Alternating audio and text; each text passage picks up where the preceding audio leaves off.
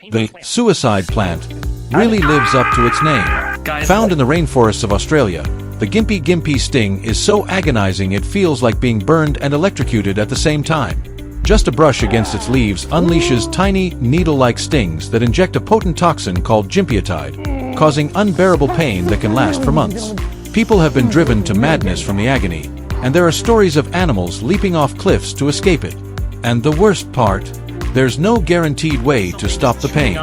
This is one plant you never want to encounter. Oh man, this is a bad idea.